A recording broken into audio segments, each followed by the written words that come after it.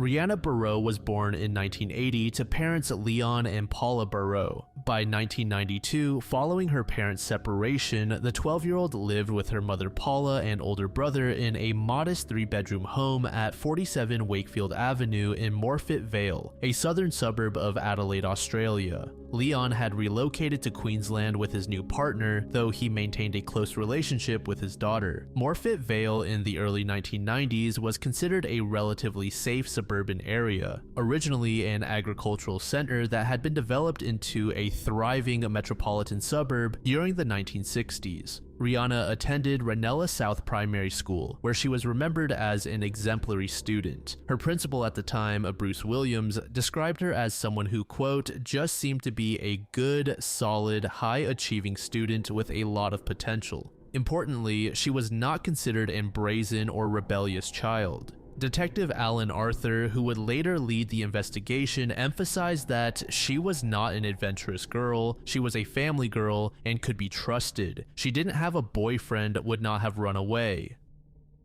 This detail drove police to taking her disappearance seriously from the outset, rather than treating it as a typical runaway case. Wednesday, October 7th, 1992, began as an ordinary school holiday morning in the Barreau household. Rihanna's brother was away at summer camp, leaving her alone with her mother. Paula Barreau was studying at TAFE and had initially planned to meet Rihanna for lunch at the Colonnade Shopping Center, where Rihanna wanted to purchase a Christmas card for her American pen pal. When Paula checked on Rihanna before leaving for work around 8:30 a.m., she found her daughter in good spirits, listening to music. The day's plans were dramatically altered when radio reports announced a snap strike by public transport workers. Since the Colonnades shopping center was approximately 5 kilometers away and Rihanna had no way to reach it without public transport, it was decided she would instead walk to the nearby shopping center, about 1 kilometer from home, to purchase the Christmas card. This seemingly minor change in plans would turn out to have tragic consequences.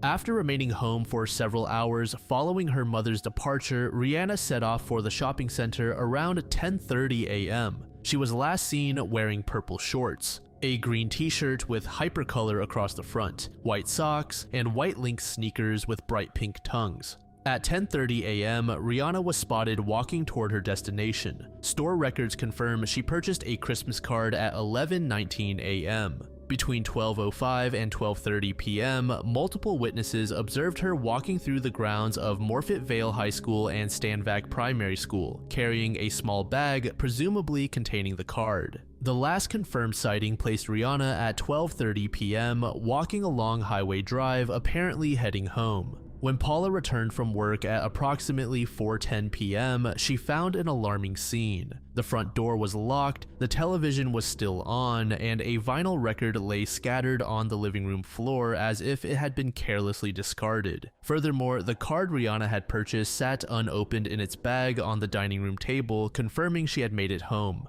However, Rihanna was nowhere to be found, and none of her personal belongings appeared to be missing except for her keys and a golden locket she was believed to have been wearing. Paula's initial assumption was that Rihanna had gone to visit friends and lost track of time. But this hope quickly faded as phone calls to Rihanna's friends yielded no information. By 6 p.m., with no sign of her daughter, Paula filed a missing person report with South Australia Police. The timing was unfortunate, as major flooding was simultaneously affecting other parts of Adelaide, potentially diverting police resources and attention. 2 days after the disappearance, the case was declared a major crime, and Detective Alan Arthur from the Homicide Unit was assigned to lead the investigation. Arthur later recalled the following after reviewing preliminary statements. From the time I went through the statements gathered by the two detectives from Major Crime and read all of the additional information that was being gathered, I knew something was wrong. I knew she was in trouble.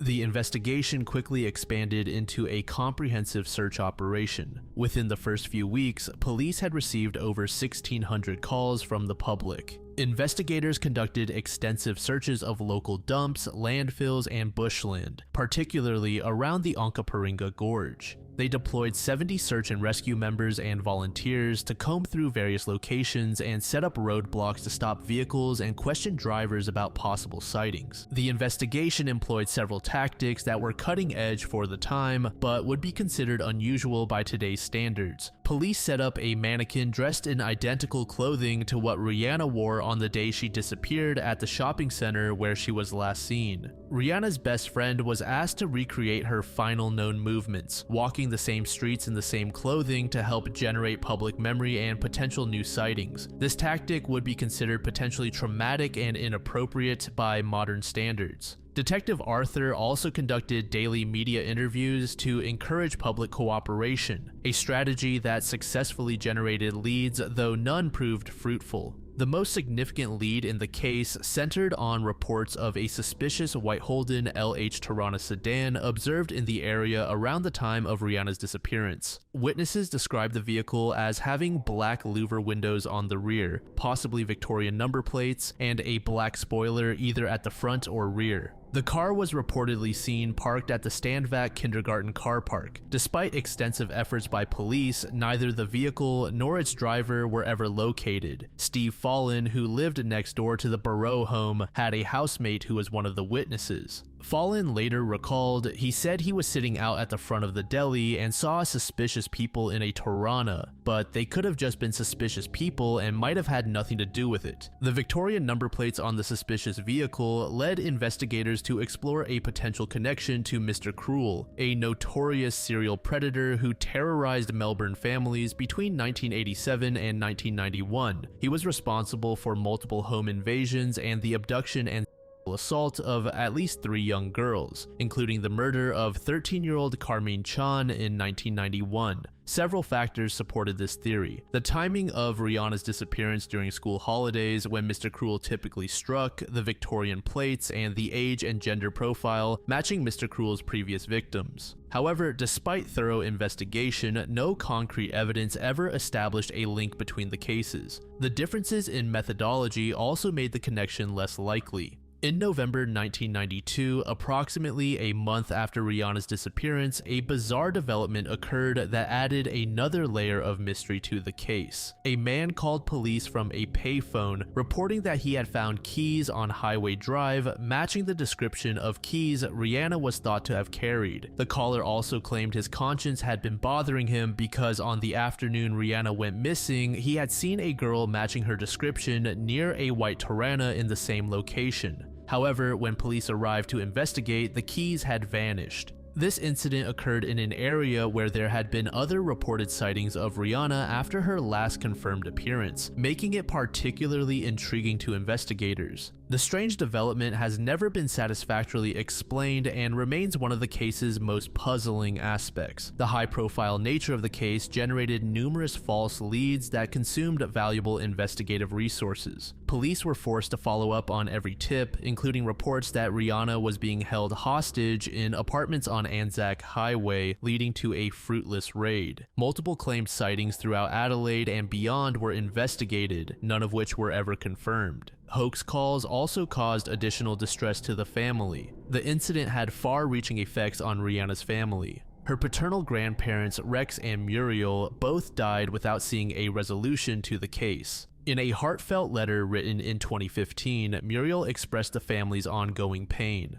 The last years since '92 have always been clouded in a veil of sadness, so one would never enjoy life's special moments in complete happiness. Rihanna's father, Leon, provided interviews saying things such as, "I have been totally denied the knowledge of what happened to Rihanna, and being able to deal with her remains respectfully. I am convinced she is deceased. It is just a matter of where she is and what happened to her." As for her mother, Paula, she largely retreated from public view following the early weeks of the disappearance. She only ever did one interview in 2015 saying, "It is the just not knowing because it is just ongoing. I don't know if it's ever going to come about in my lifetime. That's what I am scared of." Paula eventually moved from the family home on Wakefield Avenue, explaining, "It got to the stage I just couldn't stand living there and had to move away."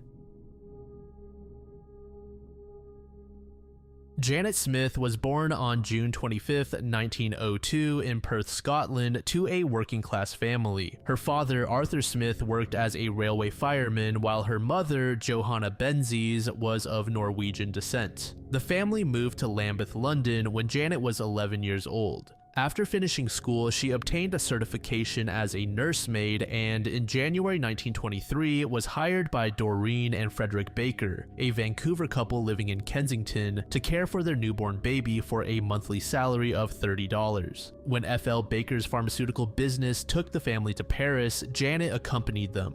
Frederick was born in Donald, a Canadian Pacific Railway town near Revelstoke, and had grown up as part of Vancouver's social elite. His uncle, after whom he was named, was one of Vancouver's first doctors. Baker had established Baker Goulwin and Company, an import-export company in London. But by 1923, Scotland Yard was investigating the business as a front for international substance smuggling. The investigation intensified when one of Baker's employees was fined £500 after 60 kilograms of morphine and 70 kilograms of cocaine were seized in Hong Kong. Facing mounting pressure from British authorities, Baker decided to return his family to Vancouver in October 1923, bringing Janet with him.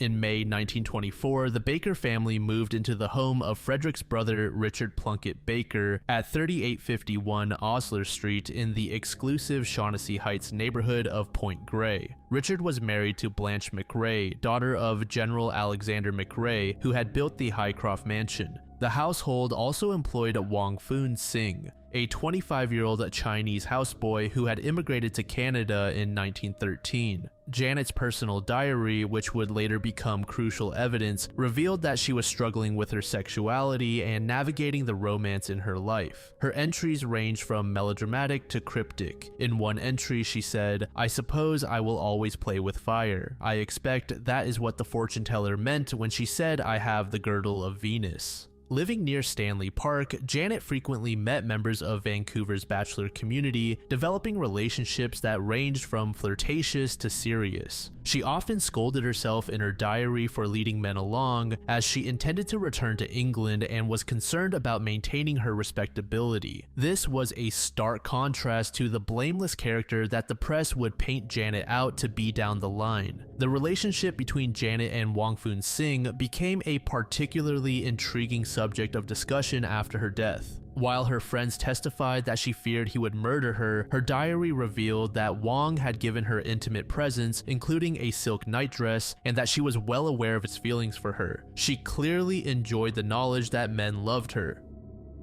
On the morning of July 26, 1924, Wong was peeling potatoes in the kitchen when he heard what sounded like a car backfiring. After looking outside and seeing nothing unusual, he went to investigate the basement laundry room. There, he discovered Janet's lifeless body lying on the cement floor next to an ironing board, with blood streaming from a bullet wound above her right eye. And near her outstretched hand was a .45 caliber revolver. Wong immediately telephoned Frederick Baker to report the discovery. Baker returned home, confirmed that Janet was dead, and called the Point Grey Police Department. Point Grey Police Constable James Green arrived at the scene and immediately made several critical errors that would later fuel conspiracy theories. Despite noting suspicious circumstances, Green hastily concluded that Janet had committed suicide. These circumstances included the absence of gunshot residue on Janet's face, no powder burns around the wound, evidence that the back of her head had been smashed in, and suspicious burns on her arm.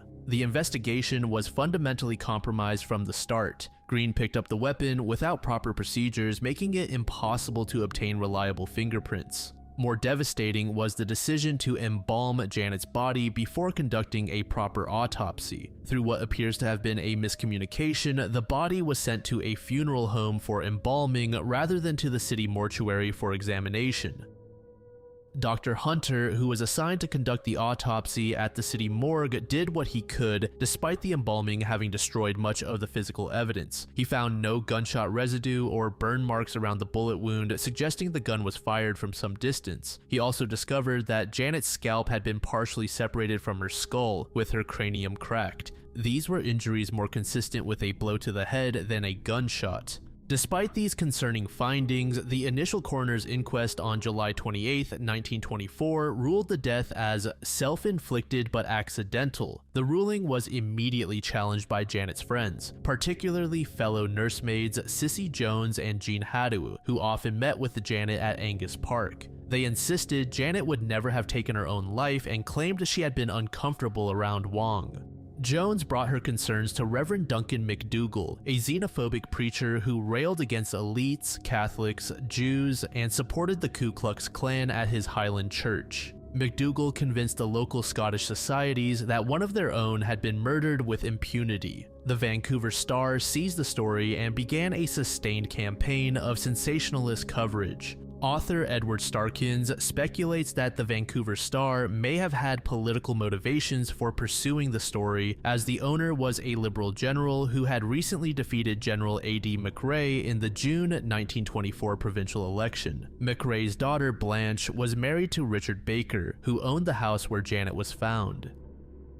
The Star's coverage quickly took on explicitly racist overtones, with headlines such as "Should Chinese work with white girls?" as well as referring to the Chinese with various derogatory terms. This coverage transformed Janet's death from a criminal investigation into a racial topic with the goal of arousing public opinion. This fervor was occurring in a broader context of anti-Asian sentiment in British Columbia. In 1923, the federal government had passed the Chinese Exclusion Act, which stopped Chinese immigration to Canada until its repeal in 1947. University of British Columbia history professor Henry Yu noted that, quote, "For me, the Janet Smith case is tied to the formal and informal white supremacy. In Shaughnessy around this time, the Klan had a headquarters." Mounting public pressure from the United Council of Scottish Societies and Presbyterian church leaders led Provincial Attorney General Alexander Manson to reopen the case. Janet's body was then exhumed on August 28, 1924 for a second inquest. Although the embalming had destroyed much crucial evidence, including any signs of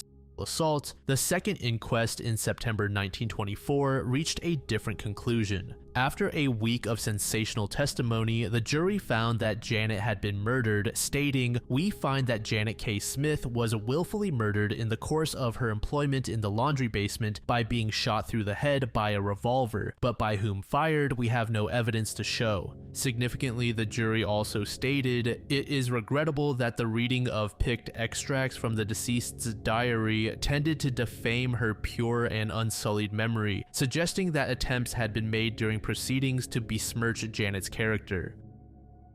While the investigation proceeded, Inspector Forbes Cruikshank of the BC Provincial Police recruited Private Detective Oscar Robinson to extract information from Wong.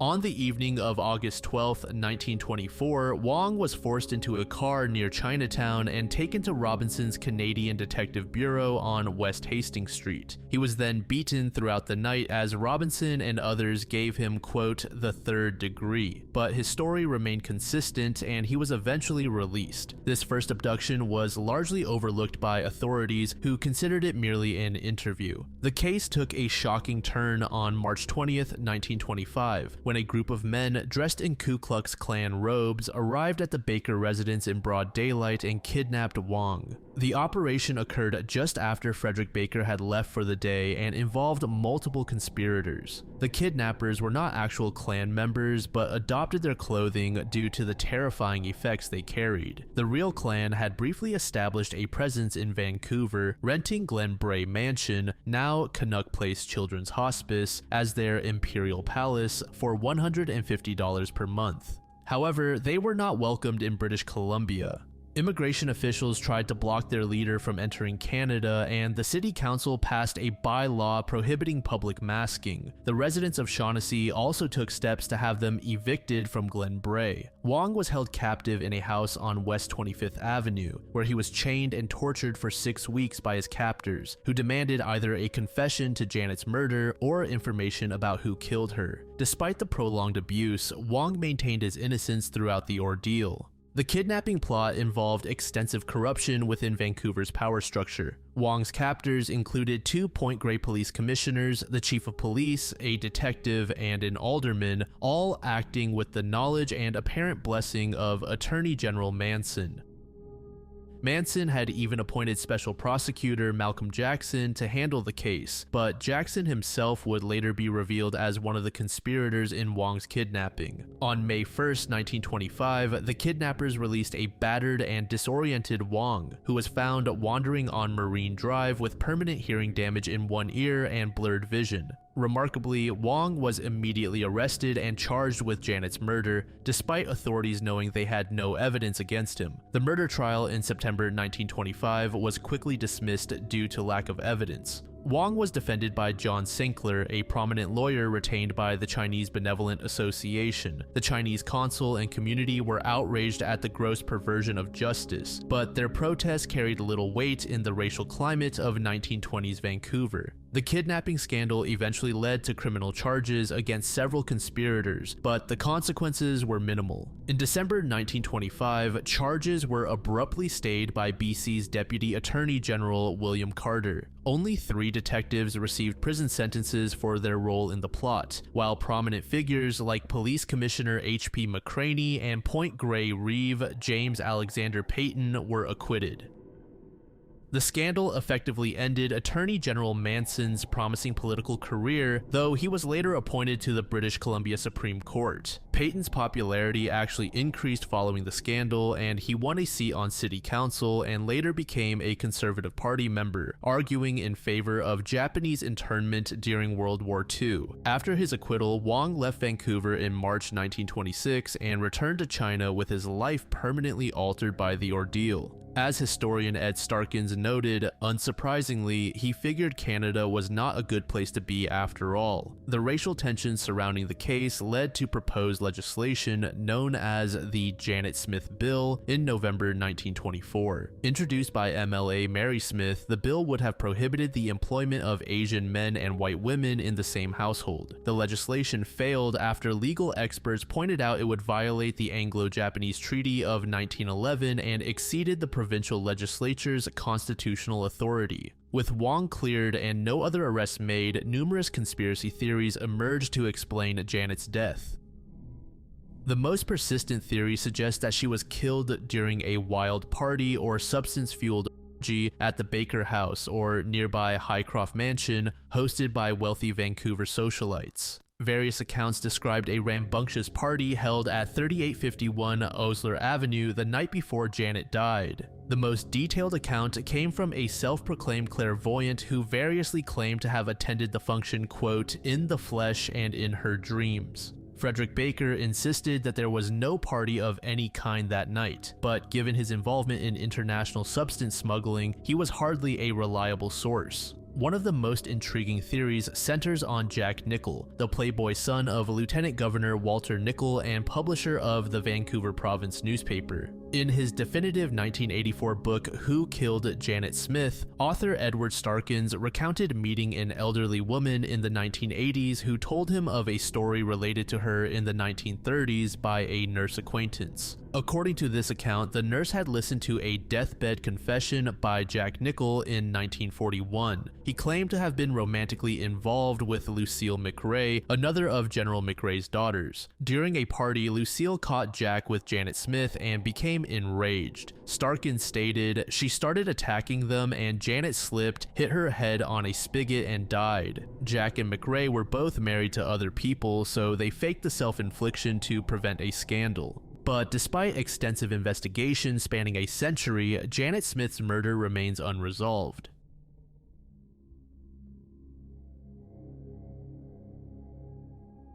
The Lake Michigan Triangle, extending from Ludington to Benton Harbor, Michigan, and across to Manitowoc, Wisconsin, has become the focal point of countless legends involving unexplained disappearances, shipwrecks, and alleged paranormal phenomena spanning over 3 centuries. As you can probably guess, the concept emerged directly from fascination with the Bermuda Triangle phenomenon. The legend's development can be traced through several distinct phases beginning in the 1970s. The triangle was first mentioned in a 1975 newspaper article that jokingly referred to a Michigan Triangle. This casual reference followed the massive commercial success of Charles Berlitz's The Bermuda Triangle in 1974, which sold 14 million copies despite being criticized by skeptics as, quote, almost all hooey. In 1976, paranormal hobbyist Jay Gurley published the Great Lakes Triangle, expanding the concept to encompass all the Great Lakes while claiming that this region experienced more unexplained disappearances per unit area than the Bermuda Triangle.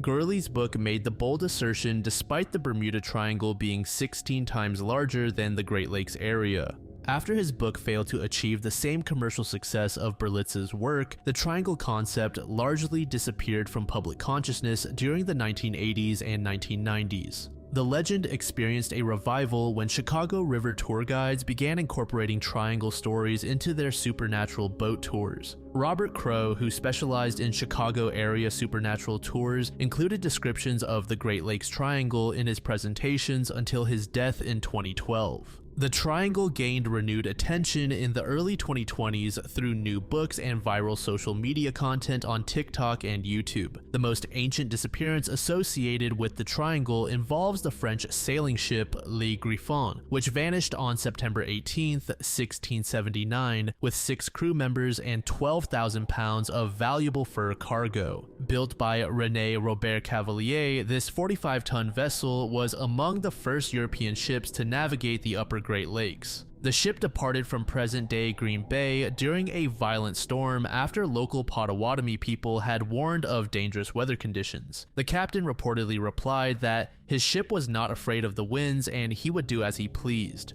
René's detailed 1681 letter describes finding recognizable pieces of the vessel, but despite over 345 years of searching and numerous claimed discoveries, the exact wreck location remains unknown. The most widely accepted explanation involves storm-related sinking, though some historians propose indigenous boarding and destruction by Ottawa or Potawatomi tribes. René himself believed in mutiny and theft by the pilot and crew, while researchers Chris Cole and Joan Forsberg proposed in 2015 that the vessel may have sunk in Lake Huron rather than Lake Michigan. The triangle's most devastating incident occurred on June 23, 1950, when Northwest Orient Airlines Flight 2501 disappeared over Lake Michigan with 58 people aboard. This DC-4 aircraft was traveling from New York to Seattle when it encountered severe electrical storms and turbulence. The flight departed LaGuardia Airport bound for Minneapolis and Seattle, but encountered thunderstorms and squalls along the route, though conditions were initially not considered a major concern.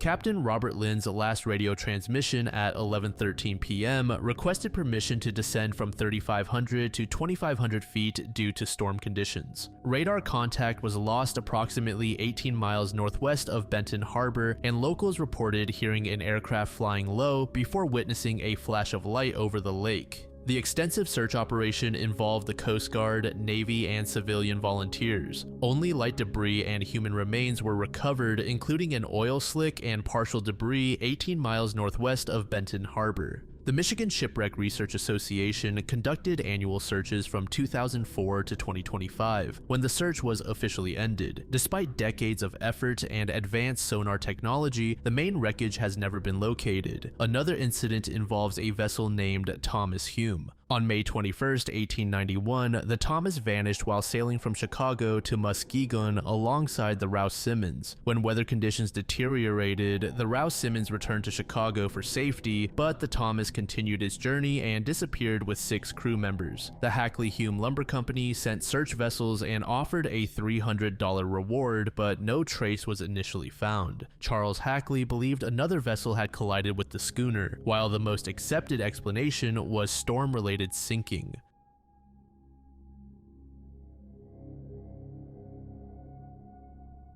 In the autumn of 1978, a killer began stalking the homeless population of Los Angeles' Skid Row district, initiating one of the city's most tragic unsolved serial killer cases. The Skid Row Stabber, as the perpetrator became known, targeted these vulnerable individuals over a span of approximately 3 months, claiming 11 lives through a series of brutal knife attacks. The murders began on the morning of October 23, 1978, with the death of 50-year-old Jesse Martinez. The killer's methodical approach became evident as subsequent victims were discovered in alleyways throughout Skid Row, all showing similar patterns of fatal stab wounds. The October 1978 victims included Jesse Martinez on October 23rd, followed by Jose Cortez, age 32, and Bruce Emmett Drake, age 46. November of the same year saw a dramatic escalation in the violence, beginning with J.P. Henderson, age 65, and David Martin Jones, age 39, near Los Angeles City Hall. Francisco Rodriguez was killed on November 11th, followed by a particularly brutal double murder of Frank Floyd Reed and Augustin Luna. Milford Fletcher, also known as Jimmy White Buffalo, a 34-year-old Native American, was murdered on November 17th. The month concluded with the Thanksgiving Day murder of Frank Garcia, whose body was found on a City Hall Plaza bench. The final confirmed victim was Luis Alvarez, age 26, killed on January 21, 1979. All victims were homeless men who frequented the Skid Row area, individuals whose disappearances might not be immediately noticed or thoroughly investigated. A particularly intriguing aspect of the case emerged from witness testimony regarding the murder of David Martin Jones. 3 homeless friends of Jones reported that shortly before the stabbing, an unknown man had approached their group and engaged them in conversation. According to these witnesses, the man was a 30-year-old black individual with a Puerto Rican accent who identified himself as Luther. This testimony gained additional significance 3 months later when graffiti was discovered in a restroom at the Los Angeles bus terminal, reading, "My name is Luther, I kill wine-os. I put them out of their misery." This message seemed to corroborate the witnesses' accounts, though the true identity of Luther remains unknown. The investigation faced challenges due to the limited physical evidence available. The most substantial forensic evidence came from the murder scene of Frank Garcia on Thanksgiving Day, 1978. Despite his murder occurring in broad daylight near City Hall with large crowds present, the killer managed to escape undetected.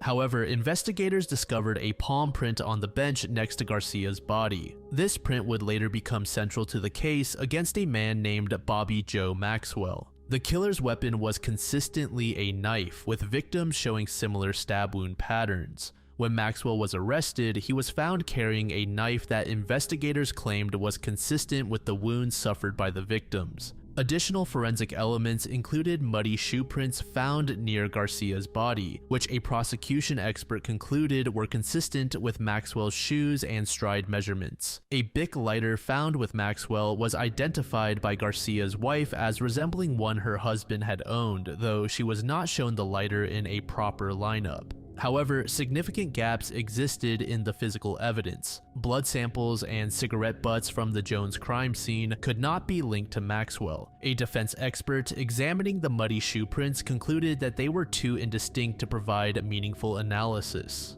Bobby Maxwell, a 29-year-old from Tennessee, had a criminal record and frequently spent time in the Skid Row area, making him known to local law enforcement. Maxwell was initially arrested for deviant behavior towards sleeping homeless individuals and charged with disturbing the peace. During this arrest, police seized a knife from his possession. Maxwell spent several weeks in county jail before being released 3 days before what investigators believed was the stabber's final murder. The breakthrough in the case came when forensic examination revealed that the palm print found next to Garcia's body belonged to Maxwell. Based on this physical evidence, combined with the timeline of his incarceration coinciding with a pause in the murders, Maxwell was arrested on suspicion of murder in April 1979. Following the arrest, investigators conducted a thorough search of his residence, seizing numerous items including shoes, clothing, diaries, and letters. After analyzing this material, investigators claimed that Maxwell was a Satanist, finding writings that included phrases such as "Satan, praise be unto you."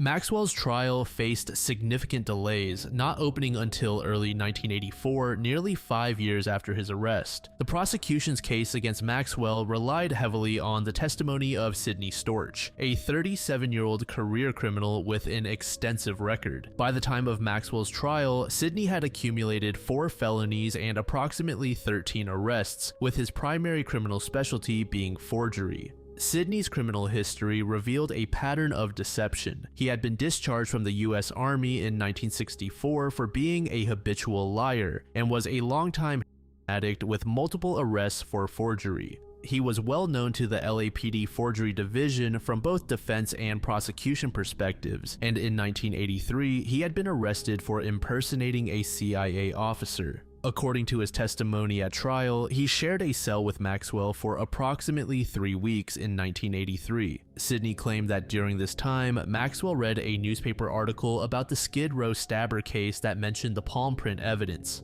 Sidney stated that upon reading this article, Maxwell admitted that he had made a mistake by not wearing gloves during the murders. He testified that Maxwell specifically mentioned wearing, quote, gloves with the fingers cut off so as to keep his hands warm and leave his fingers free. In exchange for his testimony against Maxwell, Sidney received significant benefits. Initially facing 5 felony cases involving approximately $44,000 in forgeries, Sidney ultimately served less than 8 months in jail. His public defender had originally negotiated a 36-month prison sentence, but Sidney independently secured a 16-month term in exchange for his cooperation with prosecutors. What emerged years later was that Sidney's testimony in Maxwell's case was part of a strategic pattern of fabricated confessions. He specifically focused on high-profile defendants through cell assignments and media coverage. Following his 1984 conviction, Maxwell consistently maintained his innocence and filed appeals over the next 3 decades. His case gained momentum when evidence of Sidney's perjury in other cases became public through the grand jury investigation. In November 2010, the 9th U.S. Circuit Court of Appeals issued a comprehensive 41-page decision overturning Maxwell's conviction. The appeals court described Sidney as a liar with a long history of dishonesty and found that no witnesses could identify Maxwell at the original trial. The court determined that the only physical evidence linking Maxwell to the murders was the palm print on a public bench in an area Maxwell was known to frequent.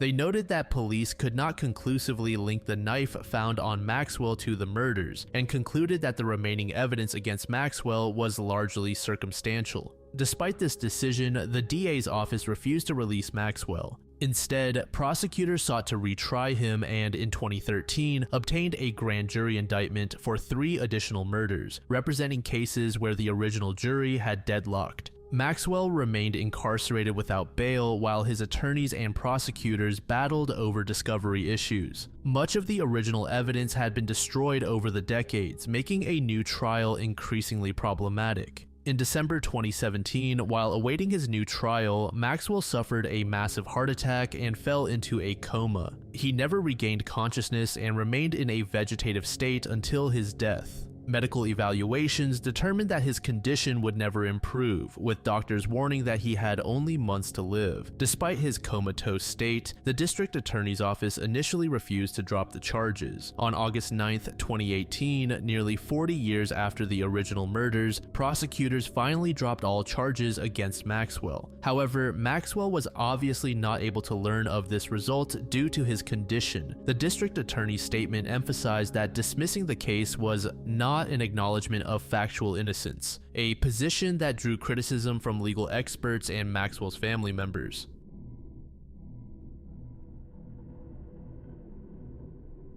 The Josh Cave Girl mystery refers to a controversial incident that occurred on August 6, 2016 at Ape Cave in Mount St. Helens. The event was captured on video by YouTuber Josh from the channel Exploring with Josh, and subsequently went viral, accumulating over 1 million views within days of being posted. The cave system of Ape Cave was formed approximately 2,000 years ago during an unusual basaltic eruption of Mount St. Helens, which was atypical for cascading Cascade Range volcanoes that normally produce more explosive eruptions rather than fluid lava flows. This lava tube system is extraordinarily significant, measuring about 2.5 miles in total length, making it the third longest lava tube in North America. The cave maintains a constant temperature of 42 degrees Fahrenheit year-round, creating a challenging environment for exploration. Ape Cave itself is divided into two main sections accessible to the public. The lower cave extends 4,000 feet from the main entrance, is considered the easier family-friendly route. The upper cave extends nearly 7,000 feet in the opposite direction and has significantly greater challenges. This route requires scrambling over large rock piles, navigating tight passages, and scaling an 8-foot lava fall. The upper cave can take 2 hours or more to complete and exits through a small opening in the ground surface, requiring a 1.5-mile surface hike back to the main entrance. The National Park and Forest Service have established strict safety guidelines for cave exploration, requiring visitors to carry at least 2 independent light sources per person, and cell phone lights are deemed inadequate. Visitors must also wear sturdy footwear and hard hats and never explore alone. Since 2021, the cave operates under a reservation system to manage visitor numbers and protect the delicate cave ecosystem. On August 6, 2016, Josh, a 21-year-old social media personality known for documenting global exploration adventures, entered Ape Cave with 3 companions on what appeared to be a routine exploration video for his YouTube channel. The group was equipped with standard cave exploration gear, including headlamps, video cameras, and backpacks. According to the video documentation and news reports, the group had ventured deep into the cave system, likely in the upper cave section, based on descriptions of increasingly narrow passages requiring hands and knees crawling. The explorers described the route as becoming tighter and tighter as they progressed, with Josh expressing reluctance about continuing further. At multiple points during their journey, Josh voiced concerns, saying things like, "I don't think this is worth it," and "I don't think we are meant to crawl this far." Despite these reservations, curiosity ultimately motivated the group to continue through what they described as tiny holes between dirt and rocks. When the group reached what they believed to be the end of the accessible cave passage and prepared to turn back, a young girl suddenly appeared in the darkness without warning. The child was described as having curly hair and appearing to be between 7 and 12 years old. She was completely alone in the cave system without any visible light source, which was particularly alarming given the cave's complete darkness. The girl did not speak English and appeared frightened when the explorers attempted to communicate with her. She remained largely silent during the initial encounter, which added to the group's confusion about how to help her. Perhaps most puzzling was how the child had managed to navigate the extremely narrow, dangerous passages that had challenged the adult explorers. Even if you disregard the size assisting in the exploration, it was shocking that the child ventured that far without proper equipment. According to Josh's account, while they were attempting to figure out how to assist the girl, voices could be heard calling her name from elsewhere in the cave system in what sounded like a foreign language. These voices were identified as the child's parents, who were apparently also somewhere within the cave system searching for her. The girl reportedly recognized her parents' voices and agreed to follow Josh and his companions back through the cave system to safety. Josh mentioned that at the beginning of their cave exploration, they had observed the same child with her parents at the cave entrance, suggesting the family had been visiting the cave together when the separation occurred. Ultimately, she was safely returned to her family. Despite years of discussion and analysis, the Josh Cave Girl incident remains unresolved in terms of definitive authenticity verification. The incident continues to be referenced in true crime and mystery communities.